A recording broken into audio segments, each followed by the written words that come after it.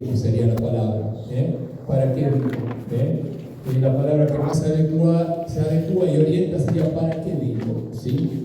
Entonces, ¿cuál es la razón? Hay decepciones en la vida, hay momentos de francas etarias de la vida donde los hijos se van, los nietos, y a veces te visitan o no te visitan, etcétera, lo que sea, o a veces achaques o dolores, en los cuales uno dice, ¿para qué vivo? ¿Sí?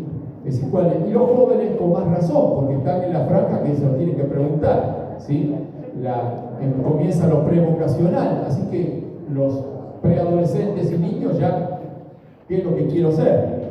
Así que vamos a hablar hoy de encontrar el propósito para nuestra vida. Algunos quizás ya venimos ya con algunos bollos en la carrocería, algunos están en el taller y otros directamente dejaron el coche ya viejo ahí afuera.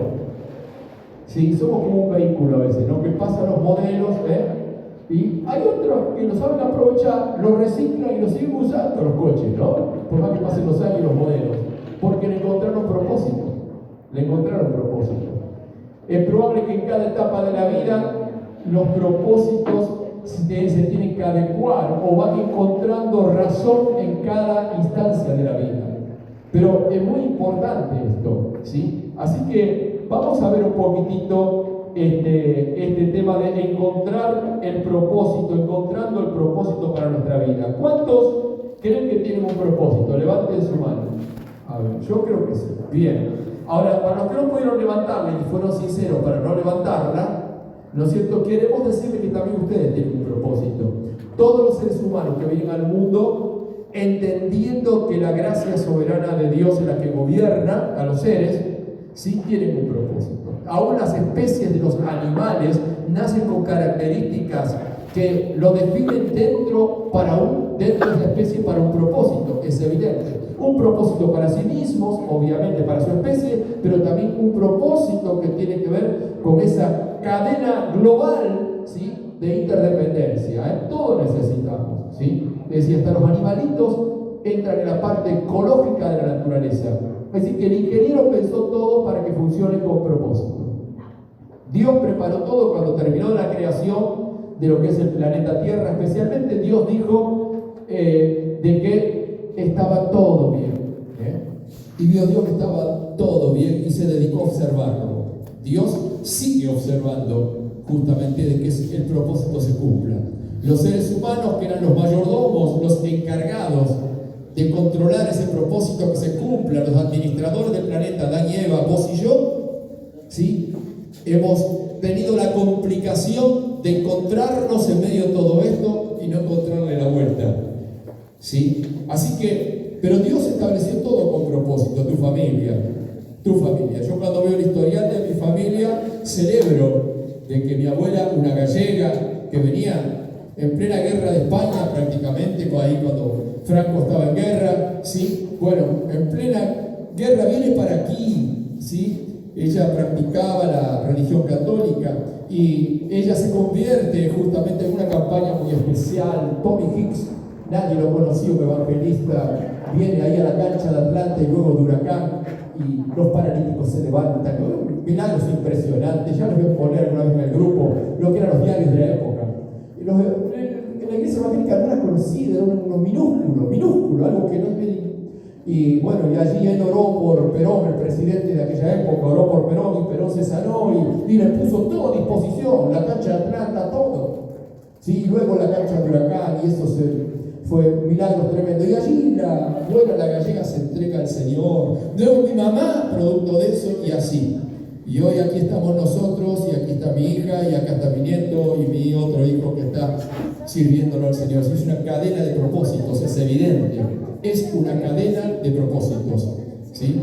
Así que encontramos de que todo ser humano tiene un propósito que debe ser consciente, ¿sí? Y debe administrar ese propósito. Hasta los animales lo tienen, las plantas lo tienen, todos los seres vivos tienen un propósito. Todo lo creado tiene un propósito, pero el ser humano fue distinguido para que lo sepa y administre todo. Así que el escritorio más chico que tenés es el de tu vida y se transforma en el más grande, el de tu vida. No te encarga el mundo Dios, no te encarga gobernar Argentina. No, vos estás en tu área, vos estás en lo tuyo, en lo que Dios te colocó. Y qué difícil, porque a veces no nos entendemos a nosotros mismos. El escritorio más chiquito no lo entendemos.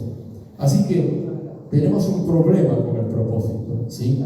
Así que vamos a estar viendo esto. En Filipenses 1:21, Pablo le escribe a la iglesia de Filipos. Pablo está en Roma, preso, ha apelado a César y está en un proceso judicial en donde el emperador va a tomar su causa en Roma. No ha querido ser enjuiciado en Jerusalén. Ha pedido esto porque Pablo ha interpretado de que el evangelio tiene que ir a Europa. Así que Pablo pide la manera de predicarle a la cabeza política del mundo, en ese momento a César y a todos los funcionarios de Roma, era ir en calidad de preso, por lo menos. Así que, apelando a su derecho romano, que tenía ciudadanía romana, él pide ese derecho y va a Roma, y allí escribe esta carta a los hermanos de Filipo. Les escribe esto y les va a decir lo siguiente, va a decir esto: porque para mí el vivir es Cristo y el morir es ganancia. Pablo puede terminar muerto en este encarcelamiento, y él lo está diciendo. Está en prisión, aunque es una prisión domiciliaria, pero él no sabe si los funcionarios de César o César va a decir debe morir. Lo que los funcionarios tienen es una carátula que ha escrito justamente Agripa, Festo, de los gobernadores de la región de Palestina. Han escrito, lo han enviado allí. ¿Sí? Allí está César para escucharlo. ¿Sí? Así que él está diciendo, es probable que yo muera en este encarcelamiento. Aunque está diciendo a los filipenses que tiene la esperanza que va a ir a verlos. En realidad no murió en ese encarcelamiento, sino en un segundo encarcelamiento murió. Y él va a decir esto: el morir es ganancia, porque sería consumar el propósito de Dios por lo cual vino a la tierra, y ha llegado a la estación y se baja del tren en la estación correcta, que es vivir para Cristo, porque para mí el vivir es Cristo. Él ha vivido todo el viaje sirviendo al Señor Jesucristo, con sus debilidades, sus problemas, sus cosas, pero sirviendo a Cristo. Se ha subido a ese tren, y si tiene que bajar en esa estación que se llama muerte, es ganancia, porque ahí lo está esperando el Señor. En el andén está el Señor esperando. Dale un aplauso al Señor. Dale un aplauso. En el andén lo estaba esperando el Señor, como aquellos que alguna vez viajaron y los esperaba un ser querido, Bueno, lo está esperando. Para mí morir es ganancia, llegar a la estación final es ganancia. Algunos le tienen miedo a la parca, dicen, ¿no? A la muerte, a la parca, qué sé yo. Le tienen miedo a eso. Para Pablo no. Para mí el morir, dice, ahora, si tengo que seguir en el tren y es beneficioso, sigamos en el tren, acá en la tierra. Así que esto es la síntesis de la vida de Pablo. Aquí está el resumen. Escribe él, no desde un escritorio, en un marco teórico, poetizando algo abstracto. No es una fantasía. El tipo está en cana, puede llegar en cualquier momento el soldado romano a decirle: Señor, tiene que ir a recibir la sentencia que le da César, y ha resuelto que tu cabeza va a ser cortada, porque crucificado no, porque sos ciudadano romano, así que a los ciudadanos romanos no los crucificamos, pero sí te vamos a cortar la cabeza, como finalmente le cortaron en el segundo encarcelamiento. Entonces él está seguro del propósito. ¿Por qué vivir? ¿O para qué vivir? ¿Y por qué morir? Lo tiene claro. Lo tiene claro. Razón que Dios se encarga de colocar en un hombre como Pablo para que sea genérica para todos los creyentes. Esto tiene que ser para todos los creyentes que realmente se han encontrado con Jesús, como lo va a decir ahora el cuerpo del mensaje en desarrollo. Así que este texto áureo que les he leído, este texto áureo es el resumen de la carta que escribe desde prisión, ¿sí? Para que la lleve Timoteo y Epafrodito, se la lleven allí a Filipos. Pero esa carta te llega hoy a vos acá, sentadito en una cómoda butaca acá en la iglesia de Solar. Te llega a tu instancia hoy, en esta fecha, a tu corazón. ¿Sí? Tenés que encontrar el propósito de tu vida. Porque algo muy importante es que los creyentes somos llamados para un propósito específico. Yo sé que tenés propósitos muy generales que hacen a la generalidad de la gente que nos rodea y de la familia. Sí, hay que ir a laburar, hay que pagar los impuestos aquí y el otro, pagar la tarjeta, pagar el celular, ahora hemos agregado más gastos, con el tema del celu, hemos agregado más, hemos agregado más gastos, ahora porque andamos más con las velas, así que tenemos que pagar la luz, toda comodidad estamos pagando más, ¿es así o no? Los abuelos vivían igual, vivían igual. Ahora hay que pagar la patente del coche, te voy a quedar solamente un poco de alfalfa al caballo. Así que la vida que nos hemos inventado, son todos inventos, la luz un invento, todo un invento, obvio que es cómodo y vamos más rápido que con el caballo. Pero la vida que nos hemos inventado tiene su costo. ¿Se comprende esto? Y nos lleva a las fuerzas. Y establece propósitos para vivir, para pagar la luz. Y establece propósitos para pagar la patente del auto o el seguro. Y establece propósitos y te lleva de la mañana que salís hasta la noche que volvés. Y llegás cansado y malhumorado. Así que es un lío de propósitos que nos hemos hecho, que son generalidades por las cuales vive la gente. ¿Qué tal? ¿Cómo te va? ¿Te sirve este espejo de esta mañana? Entonces encontramos de que los creyentes tienen un propósito específico que es revelado. Así que, ¿cómo saberlo? ¿Cómo alcanzarlo? Hay revelación. Yo quisiera que podamos leer, entonces, ahora sí, el libro de los Hechos, porque Dios en la vida de Pablo colocó muchas lecciones para los cristianos, muchas lecciones que tenemos que saber leer. Pablo dice que los creyentes son como cartas que tienen que leerlas otros. Bueno, Pablo fue una carta escrita por Dios en un cuerpo humano, ¿sí? Para que nosotros podamos también leerla y aplicarla. Voy a compartirles la historia de la conversión de Saulo de Tarso haciendo este comentario previo. Pablo era un hombre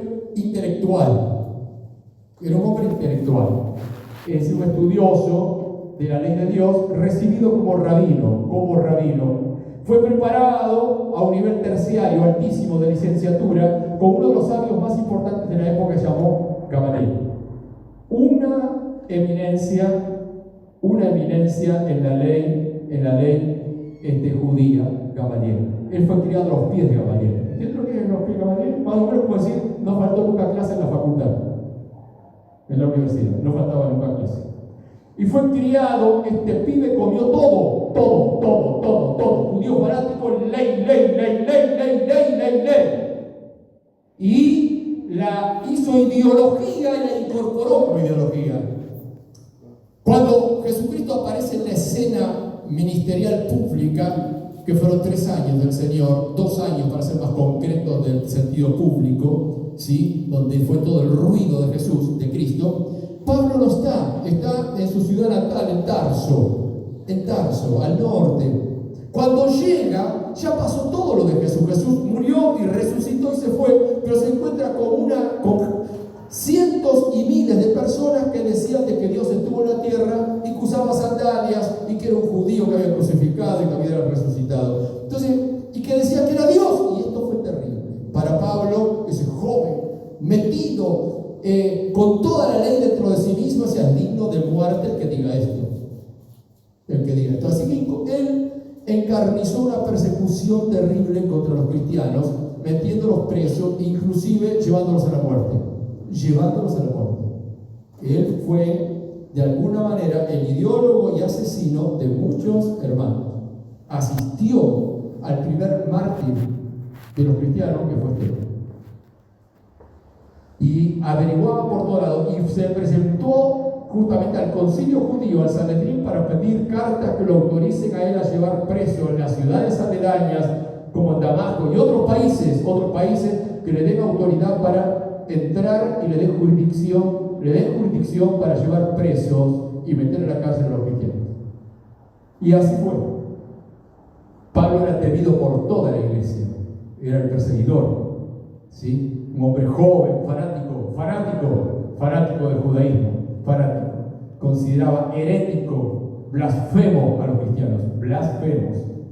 Así que en este contexto de la vida de Pablo ocurre lo siguiente en el capítulo 9, que yo lo voy a leer porque necesitamos saberlo para entender realmente cómo encontrar el propósito. Este hombre tenía un propósito que era destruir la iglesia, ir en contra de Cristo, pero aquí Dios le cambia el propósito. Dice Saulo, capítulo 9, respirando aún amenazas y muerte contra los discípulos del Señor, vino al sumo sacerdote, ¿sí? Y le pidió cartas para la sinagoga, se presentó como oficial de toda esta persecución. Le pidió cartas para las sinagogas de Damasco, a fin de que si hallase algunos hombres o mujeres de este camino, los trajese presos a Jerusalén. Mas yendo por el camino, aconteció que al llegar cerca de Damasco, en Siria, repentinamente le rodeó un resplandor de luz del cielo, y cayendo en tierra oyó una voz que decía: Saulo, Saulo, ¿por qué me perseguís? Él dijo: ¿quién eres, Señor? Y le dijo: yo soy Jesús, a quien tú persigues. Dura cosa te dar patadas o coces contra el aguijón o contra la espina. Él, temblando y temeroso, dijo: Señor, ¿qué querés que yo haga? Y el Señor le dijo: levántate, entra en la ciudad y se te dirá lo que debes hacer. Y los hombres que iban con Saulo se pararon atónitos, oyendo a la verdad la voz, mas sin ver a nadie. Entonces Saulo se levantó de tierra y abriendo los ojos no veía a nadie, quedó ciego con la luz. Así que llevándole por la mano le metieron en Damasco, donde estuvo 3 días sin ver y no comió ni bebió. Había entonces en Damasco un discípulo llamado Ananías, a quien el Señor dijo en visión: Ananías, un cristiano, ¿no? Y él respondió: heme aquí, Señor, o aquí estoy, Señor. Y el Señor le dijo: levántate y ve a la calle que se llama Derecha, busca en casa de Judas a uno llamado Saulo de Tarso, porque aquí él ora, y ha visto en visión a un varón llamado Ananías, o sea, él mismo, que entra y le pone las manos encima para que recobre la vista.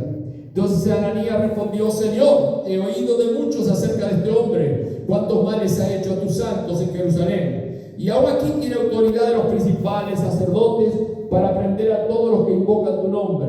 El Señor le dijo: ve, porque instrumento escogido, elegido me siente para llevar mi nombre en presencia de los gentiles, o sea, de los no judíos, y de reyes y de los hijos de Israel, porque yo le mostraré cuánto le es necesario padecer por mi nombre.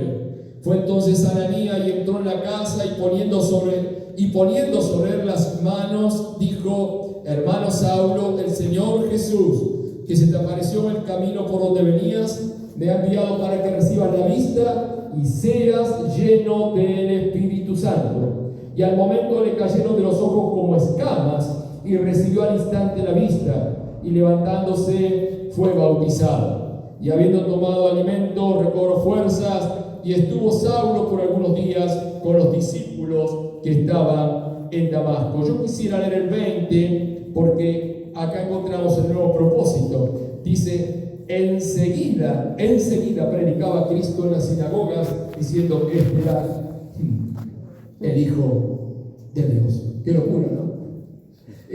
Perseguía porque ellos decían que era el Hijo de Dios. Enseguida comenzó a predicar, bueno, que lo llevó hasta lo último de aquel antiguo mundo conocido en esa época, que era Roma misma. Bien, acá encontramos justamente algo muy interesante, que lo leímos en el texto, que quisiera leerlo en el texto, versículo 6, donde Pablo, después que cae por la luz que lo rodea y pregunta quién era el Señor, se da cuenta que está frente a Dios. Claro que también la luz la vio Moisés. Moisés también vio la luz, ¿sí? Cuando ese árbol ardía y Dios le habló y lo llamó a Moisés allí en la ancianidad. Tenía 80 años Moisés cuando Dios lo llamó, y pensó que ya tenía el coche ya todo oxidado en el fondo y que ya no se utilizaba para más nada. Pero Dios lo llamó a partir de allí para la obra más extraordinaria, sacando la obra de Moisés. Después tenemos la obra de Cristo, la más grande obviamente porque es por toda la humanidad, pero en Moisés allí se confirma al pueblo, las promesas a Abraham, la ley de Dios. Así que un árbol le habló, Dios estaba allí. Así que la luz es fundamental, y esto fue lo que pasó con el apóstol Pablo. ¿Sí? ¿Cómo cambiar a un hombre de razones tan profundas como la que sostenía Pablo en el judaísmo, con una característica de personalidad tan tremenda como era Pablo, durísimo? ¿Sí? ¿Cómo poder cambiar cambiar a un hombre con estas características? ¿De qué manera? Y tuvo que presentarse Jesús personalmente. Lo dejó ciego. La luz cayó, lo envolvió, ¿sí? Y le quemó la vista, ¿sí? Lo dejó ciego totalmente. Y así que fue la manera en que Pablo justamente pudo reconocer que allí estaba Dios. ¿Quién eres, Señor? Él va a usar la palabra justamente Adonai, que es Señor. ¿Quién eres, Adonai? ¿Quién eres? Así que esa misma pregunta la hizo Moisés. ¿Sí? Cuando Dios era referencia solamente. ¿Sí? Dios era referencia, que era Dios, que nosotros creemos porque Abraham lo tuvo, porque Isaac lo tuvo y porque Jacob lo tuvo. A ellos les hablaba. Nosotros mantenemos ese respeto y nos identificamos con ese Dios. ¿Sí? Pero sin embargo, Dios se le presentó a Moisés y le reveló su nombre. ¿Sí? Yo soy la existencia, yo soy Yahweh, yo soy el que soy. ¿Sí? Yo soy, no tengo ni principio ni final, yo soy. Estoy en presente continuo, yo soy. Los seres humanos y todo lo que existe en el universo fue y pasa. Hay una fecha de inicio y una fecha de terminación. Las lápidas de los cementerios lo dicen. Y la historia también lo dice. Así que algo comienza y algo que se termina. Así que periodos que tenemos en la vida, ¿sí? De las personas que tienen un periodo diferente ese periodo. Pero sin embargo Dios dice: yo estoy en presente continuo. Yo soy para el 2025, fecha de ustedes. Yo soy para el 1810, de cuando se declaró la primera junta aquí en el gobierno. Yo soy siempre. Yo soy. O sea, yo estoy siempre. ¿Sí? Así se le presenta. Bueno, Pablo está allí frente a él y sabe que es él. Sabe que es el yo soy. ¿Quién eres, Señor? ¿Cómo te identifico? Así que ahí encontramos de que el secreto para encontrar el propósito de la vida reside en una pregunta fundamental que le hace. Cuando Jesús dice: yo soy Jesús, él le dice: Señor, de vuelta repite la palabra, Señor, ¿qué quieres que yo haga? Esta pregunta, Señor, ¿qué querés que yo haga?, es lo que va a confirmar el propósito de tu vida. Es la pregunta que más nos cuesta hacer, porque nosotros ya sabemos lo que queremos hacer, lo que hemos aprendido, lo que sabemos, lo que tira nuestra debilidad, nuestros gustos, hacia dónde van nuestras tendencias, nuestros proyectos. No nos gusta que nadie se siente en nuestro escritorio, no nos gusta. Así que acá cambia. Aquí hay algo que dice: ordene. Acá estoy, ordene. Yo obedezco, yo no pienso, yo obedezco. Como le decían al soldado, ¿no? El soldado no piensa, el soldado obedece. ¿Sí? Así que, ¿qué quieres que haga? Es dependencia absoluta. Es una pregunta muy difícil para tomarla en serio. Aplicarla a cualquier área de tu vida, del matrimonio, de la vocación, de la relación. A ver los que están de novio, a ver. ¿Por qué no preguntar qué quieres que yo haga? ¿Te animás a hacerla? Es cara la pregunta. Y en las relaciones interpersonales y en los vínculos, en aquello que nos gusta y en lo que no nos gusta, Señor, ¿qué quieres que yo haga?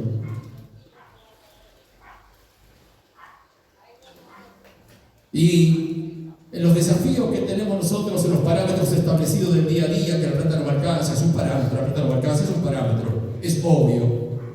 El corazón no va a dejar de funcionar porque te corten la luz. No, vos sabés muy bien que no. Se pone la vela. Y si no nos acostamos te que oscurezca. Es obvio. Pero yo no le puedo decir así: ¿qué quieres que yo haga? Y me quede sin luz. ¿Qué quieres que yo haga si me enfermo? ¿Qué quieres que yo haga si me enfermo? ¿Y los huesos no me acompañan? ¿Qué quieres que yo haga? Y si, como le dijo a Pedro, te van a ceñir, ahora tenés 30 pirulos, está fuerte, pero después va a haber una enfermera que te va a lavar. O una buena vecina que te va a tener que lavar y higienizar. Aún para ir al baño. ¿Qué quieres que yo haga? ¿Me muero? ¿Qué quieres que yo haga? La pregunta que querés que yo haga va a establecer el propósito para tu vida. Lo va a establecer. El gran problema de no encontrar el propósito de Dios, y sí buscar el nuestro, es que no nos hacemos esa pregunta. Y si la hacemos, no le encontramos forma. ¿Cómo es posible? Así que Encontrar el propósito de Dios. Pablo lo encontró porque lo planteó. ¿Qué querés que yo haga? Esto nos enseñó Jesús también implícitamente en el Padre Nuestro. La oración cotidiana, la de todos los días. Venga tu reino, sea hecha tu voluntad. Aquí está, en la Biblia. Así que es una invocación de deseos y de reverencia religiosa, pero no necesariamente una práctica. ¿Me van siguiendo hasta acá? Es de deseo y de alto respeto, pero no de práctica. Nos cuesta, por lo menos a mí, no sé si algunos me acompañan en esto. Así que esta pregunta sí revela el propósito, ¿sí? El propósito que Dios estableció. Y voy a decirte por qué este secreto, el secreto de encontrar el propósito de esta pregunta. Vamos a la otra placa. Porque en primer lugar, esta pregunta reconoce la puerta para el propósito. Esta pregunta reconoce la puerta. Los propósitos tienen una puerta. Si quiero ser abogado, voy a tener que ir a la escuela primaria, que es una puerta. Debo aprobarla. Si quiero ser abogado o ingeniero, voy a tener que ir a la escuela secundaria. Es otra puerta que tengo que pasar. Probablemente tendré que entrar a estudiar Derecho. Es otra puerta. Y hay que hacer los trabajos, una licenciatura o una... Hay que hacerlos, hay que laburar. Hay muchas horas de estudio. Si quiero ser cocinero, la puerta será ponerme con alguien que me enseñe a cocinar. Es obvio. Y tratar de buscar alta cocina si tengo aspiraciones grandes a alta cocina. Es obvio que sí, que tendré que salir del huevo frito. Es obvio. Si querés ser un modesto, vos tenés que decidir cuál es la puerta, pero probablemente si es alta costura vas a tener que pensarlo bien. Así que todas las cosas para el propósito tienen una puerta. Todas las cosas. Sucede que no todos quieren entrar por la puerta. Por eso hay muchos que quedan frustrados en el camino. Tenían el deseo. ¿Sí? Con el deseo solo no alcanza. No alcanza, hay que entrar por la puerta. ¿Sí? Hay que hacer esa puerta. Es como el músico. Tiene que entrar por la puerta, que la práctica, como el deporte, va a tener que esforzarse. ¿Sí? Así que hay una puerta que tenemos que atravesar. Y esta pregunta justamente reconoce cuál es la puerta, sabe dónde se estudia Derecho o dónde se estudia cocina, sabe dónde. Así que comienza a ver esa puerta y a reconocerla, que fue lo que hizo Pablo. Pablo ve la puerta en Jesucristo cuando dice: yo soy Jesús y me está persiguiendo, yo soy la usina del universo, yo soy el gran yo soy que se le presentó a Moisés y que vos siempre hablás y que vos crees. Ahora te me presento a vos, estoy delante tuyo vestido de luz y voy a dejarte ciego. Tremendo fue, tremendo. Porque Moisés, por supuesto que Pablo sabía del gran yo soy, que es creador de los cielos y de la tierra y de todos los seres humanos, pero no sabía quién es. Así que necesitamos ver la puerta, y él ve la puerta para encontrar ese propósito. La manifestación de luz es fundamental. Si queremos encontrar el propósito para la vida, tenemos que buscar la puerta de la vida. Y Jesús dijo algo muy importante en Juan 10:9: yo soy la puerta. El que por mí entra, no sé si se recibirá de derecho o de cocinero, o si será un gran futbolista, o un buen marido, o un buen carpintero. No sé si lo será, pero el que por mí entra será salvo. El propósito por el cual entras por esa puerta es para encontrarle total relación para tu vida. Lo demás es tenedor y cuchillo y cuchara para alcanzar ese propósito. Lo demás, sea lo que fuere. Pero si entras por la puerta de Jesucristo, ayúdame, decirle que está al lado, te irá bien. Es decir, tienes que entrar por esa puerta, porque si no, como abogado serás un chanto. Como médico te va a interesar la plata. Así que importante es que la puerta es la que justamente le va a dar cualidad, le va a dar justamente vida, justamente le va a dar el propósito para tu vida. Así que Pablo encuentra esto, y claro que es todo lo que él había estudiado y sabía del rabinato, todo lo que aprendió de la ley de Dios, todo el rabinato de Pablo y el fariseísmo de Pablo, especialista en la ley, vaya que sirve.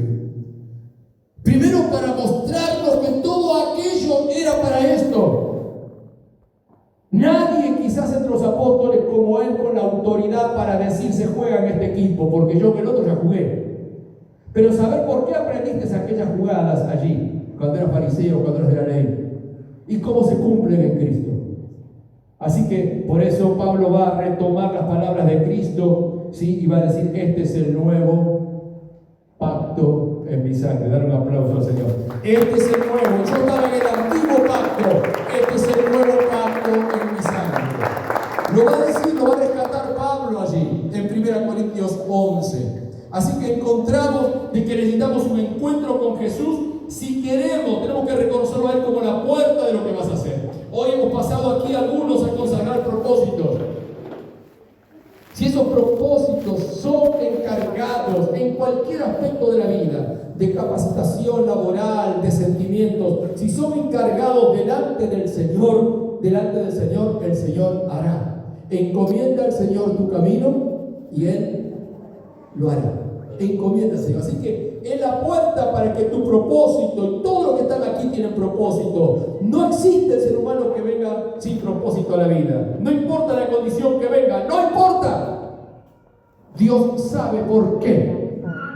Dios sabe por qué. Y ese por qué es el que tenemos que encontrar nosotros. Él es la puerta. En Mateo 7:8 también se presenta al Señor. Dice, porque todo aquel que pide, recibe. El que busca, halla, y al que llama, se le abrirá. Podríamos hablar también de Jeremías 33:3. Clama a mí y yo te responderé. Te enseñaré cosas grandes y ocultas que no estás conociendo, que no sabes, y yo te las voy a dar. Así que encontramos de que Jesucristo es la puerta para el propósito de tu vida. Primero Él.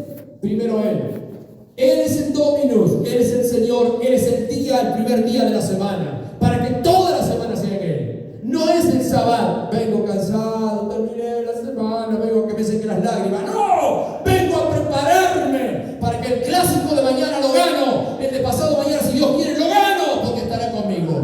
Y todo lo puedo en Cristo que me fortalece. Voy a poder, ¿sí? Porque le he consagrado al Señor. Venga como venga la cosa, venga con dolores o con heridas, en el frente de batalla que esté, sé que el Señor estará conmigo. Como dijimos hoy, el Señor es mi pastor, nada me faltará.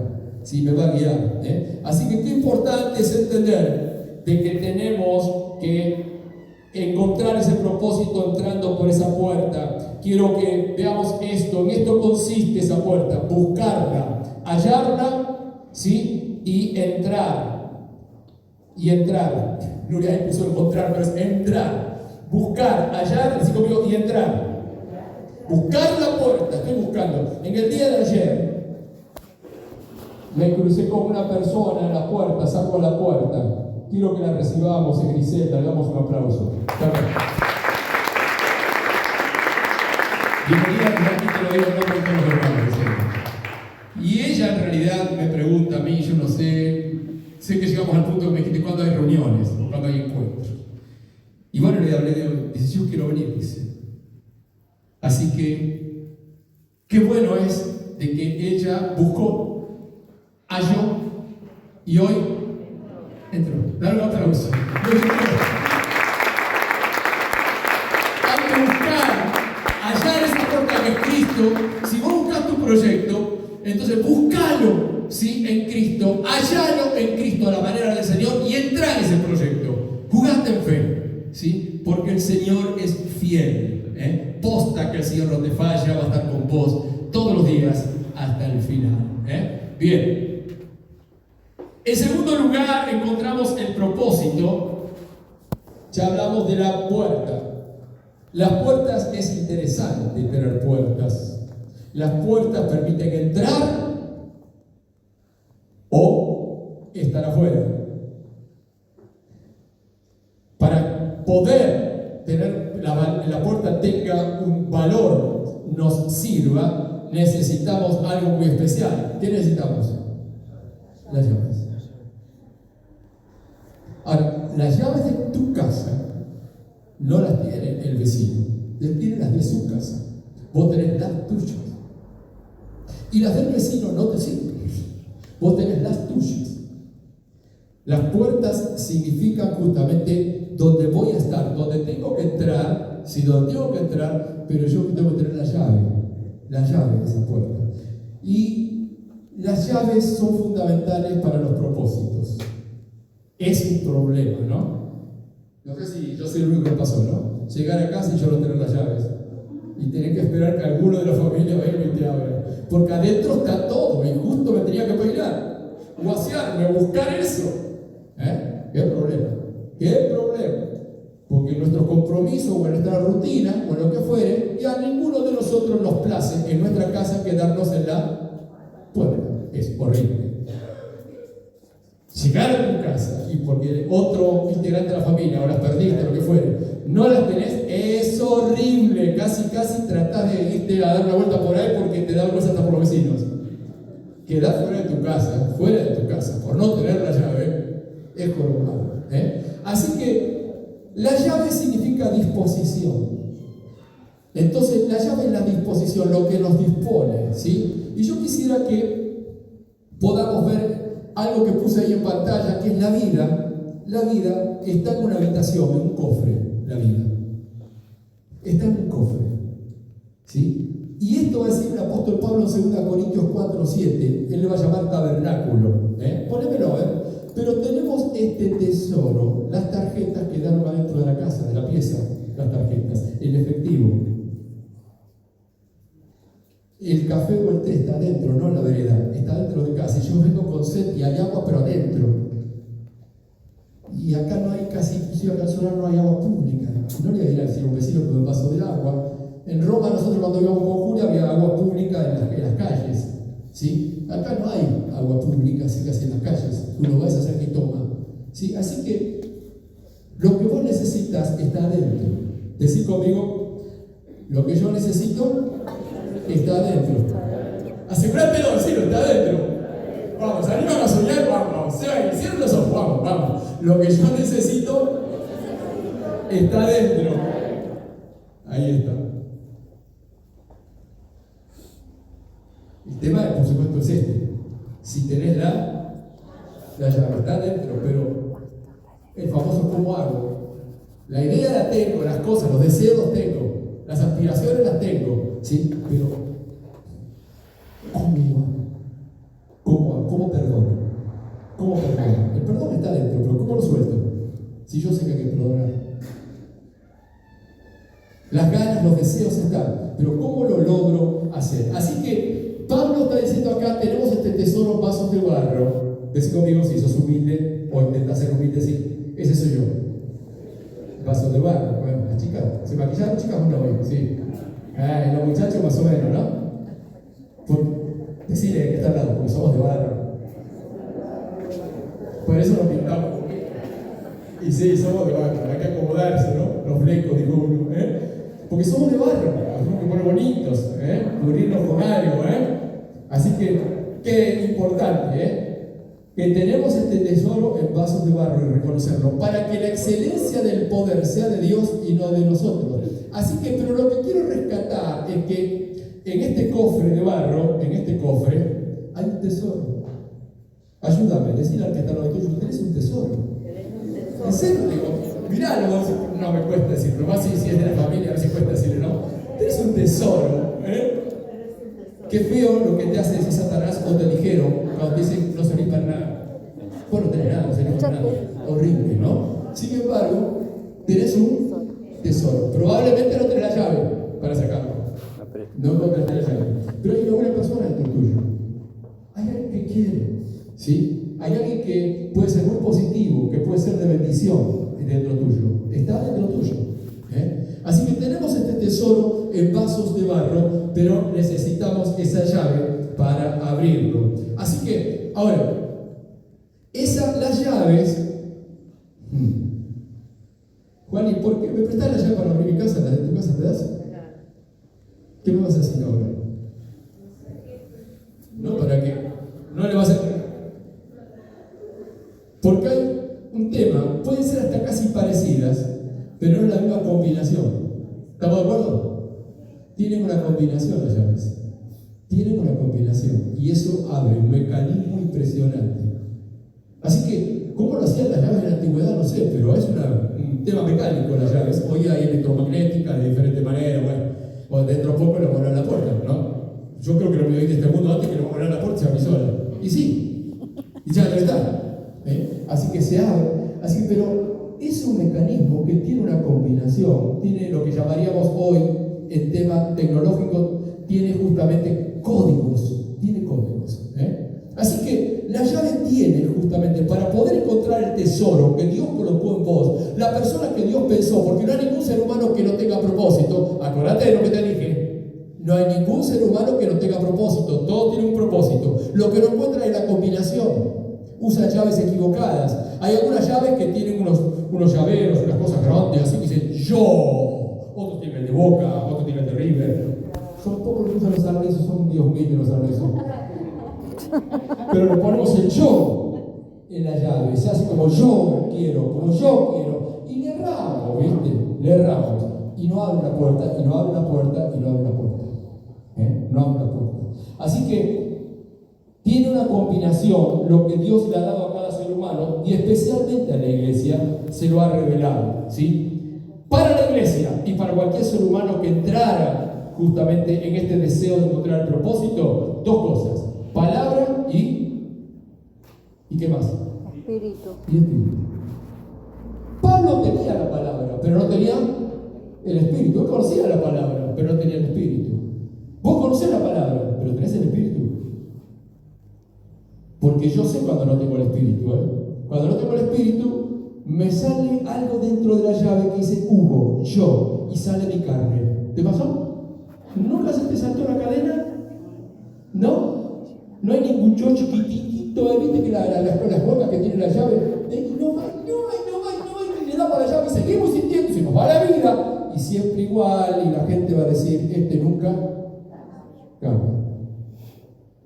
Y es una cosita esa. Pero es muy fuerte eso, no mueve la combinación, no la mueve. Y seguimos igual, y seguimos igual. Así que, qué importante es entender de que necesitamos la palabra, pero el espíritu también. Las dos cosas, porque la palabra sin el espíritu dicen que es muerta.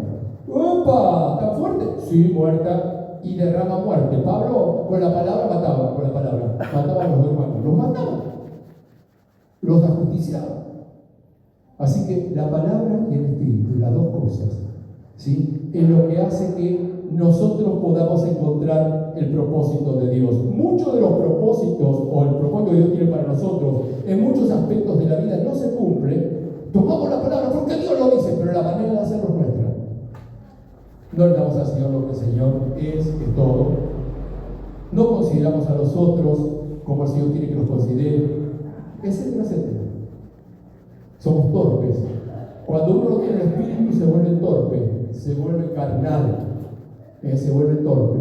Así que qué importante es que si queremos encontrar el espíritu, queremos encontrar el propósito de Dios, necesitamos la combinación exacta. Y una posición. La llave tiene una posición.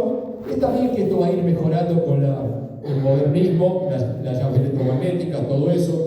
Pero si nos atenemos a la llave clásica, la antigua, fíjense que la llave tiene una posición. ¿Nunca la trabaste? No. A veces que era lo único. ¿No la metiste nunca al revés? Y después no podía sacar. Y después no queríamos hacer los cerrajeros y destrozábamos la puerta para sacarla.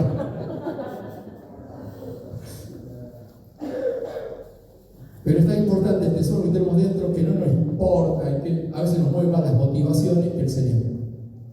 Y rompemos cerradura, alcanzame la masa, qué sé yo. Empezamos con un destornillador y terminamos con una barreta, ¿o no? Reventamos todo.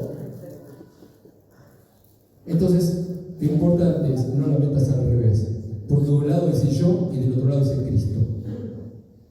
¿Quién está primero? Busca primero el reino de Dios. La llave en la posición correcta, ¿sí? En la posición correcta para que pueda hacer su trabajo. Entonces, la posición de Cristo como Señor, Cristo Señor, ¿sí? En primer lugar, ¿sí? La preeminencia y el primado del Señor, la preeminencia del Señor.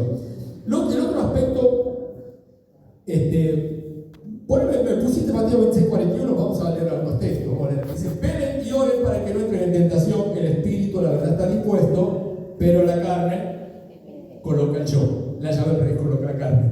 El espíritu está dispuesto, pero al obrar, obro yo. Y así me sale, me queda trabada la llave. Y nos da un laburo sacar, decir, perdóname, Señor, o no. ¿Sí? La mentí mal la llave. Así que qué importante, no dejarnos dominar por nuestra carne. En Apocalipsis 3:7, si lo que pone dice, escribe el ángel de la iglesia en Filadelfia, esto dice el santo, el verdadero, o sea, Jesucristo, el que tiene la llave de David, significa la llave, diga conmigo, la llave del reino. Cuando dice la llave de David, en David estaba el reino. Tenemos que saber interpretar las escrituras, pues estudia la escritura mientras puede estudiarla. Cuando dice, el que tiene la llave del reino, sinónimo de esto, de concepto. En la palabra de David hay un concepto, ¿sí? El reino venía en David. Jesús descendiente de David. Por eso le decía, hijo de David. ¿Se acuerdan? Hijo de David. Bueno, esto es un paréntesis puesto. Así que la llave de David, del reino, venga a tu reino. ¿Se acuerdan del Padre Nuestro? Venga a tu reino, hágase tu voluntad. La llave de David, el que abre, y por diablo que venga, no la puede cerrar, ¿sí? Y cierre, ninguno se abre. Así que, qué importante que vas a estar guardado. Con la llave de David estás guardado, que es Jesucristo. Es Jesucristo el Señor, siendo primero, bien colocada la llave, el diablo no va a poder, ¿sí? Si lo que el Señor quiere abrir y lo que el Señor quiere cerrar. Así que tener en cuenta este pasaje para anotarlo, anótelo, ¿sí? Así que bueno, el de Romanos 8:13 también, porque si vive según la carne morirán, mas si por el Espíritu hace morir las obras de la carne, vivirán. Y en 1 Corintios 4:7 nos va a decir algo importante de la llave. Porque ¿quién te distingue? O tienes que no hayas recibido, y si lo recibiste, ¿por qué te glorias como si no lo hubieras recibido? ¿Vos hiciste la llave? Ustedes agarraron una sierrita, tic, tic, tic, tic, después una lima, y le hicieron todos los vericuetos de la llave. Vos hiciste tu vida, vos hiciste esa inteligencia para poder hacer esa carrera, esa habilidad de las manos para poder ser tan hábil en la cocina con lo que tenés que hacer. Vos sos la que cocía como la abuela, así también. Vos. Por eso, poneme vuelta al texto. ¿Quién te distingue? Porque la llave distingue. Cuando la persona tiene la llave, ¿sí? Acá tenemos la puerta, decimos, bueno, ¿sí? Diego va a tener la llave de la iglesia el domingo. Listo, entonces Diego viene antes, la gente viene y mira, no, todavía no llegó Diego, ¿sí? Y los que quieren venir a la iglesia van siguiendo a Diego. Porque, dígame, es el nombre de la llave.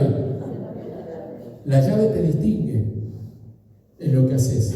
Se hace el herrero, el dentista, te distingue. Ahí va el dentista, es la llave que tiene. Ahí va el cardiólogo, es la llave que tiene. Ahí va el pastor, es la llave que tiene.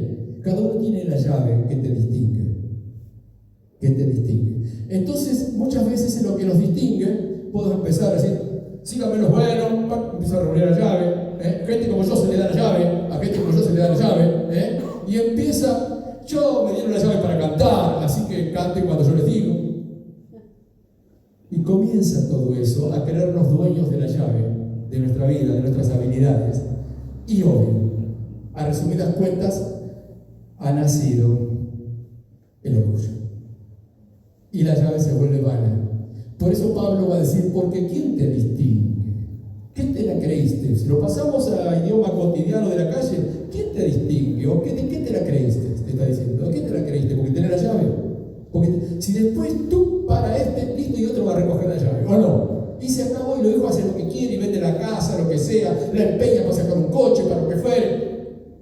Y se terminó la historia. Y nadie dice que no la administres en la casa porque hay que administrarla. Está bien. Pero no te creas dueño de la llave. ¿Sí? Así que hasta de los depósitos en el banco, de esa pequeña cuentita que tenés, ¡pum, pum, pum! El presidente cambió las cosas. Esta no te sirvió ahora ni para comprar medio kilo de pan, lo que venías. Lo hemos vivido en Argentina, ¿o no? O lo que es peor, vas a golpear, y el banco tiene los candados así. ¿Te acordás de esa? Lo que tenemos un poquito más de memoria. Como si era mío.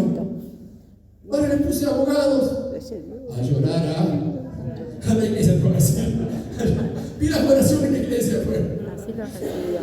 Porque nunca fue tuya. Entendelo, nunca, ni la salud.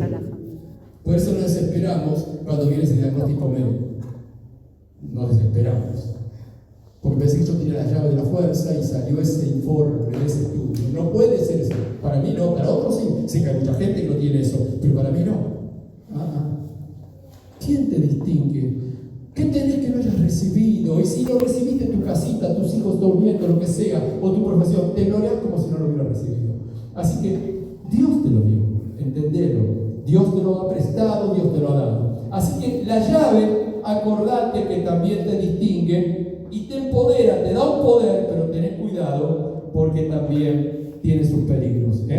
Y la llave es responsabilidad, ¿sí? Así que encontramos el propósito cuando justamente tenemos la llave sabiendo que es del Señor, que lo que tenemos del Señor. Y esto abre, nos bendice, nos mantiene, nos hace útiles, le da sentido a nuestra vida, ¿sí? Es el cubierto, la cuchara o el cuchillo con el cual cocinamos en la vida. Así, pero nos fue dado. Así que qué importante es tenerlo en cuenta. En tercer lugar, y con esto quiero finalizar, encontramos el propósito, ¿sí? No solamente porque hay puerta y porque hay llave, sino porque hay poder. El propósito de la vida se alcanza cuando hay poder.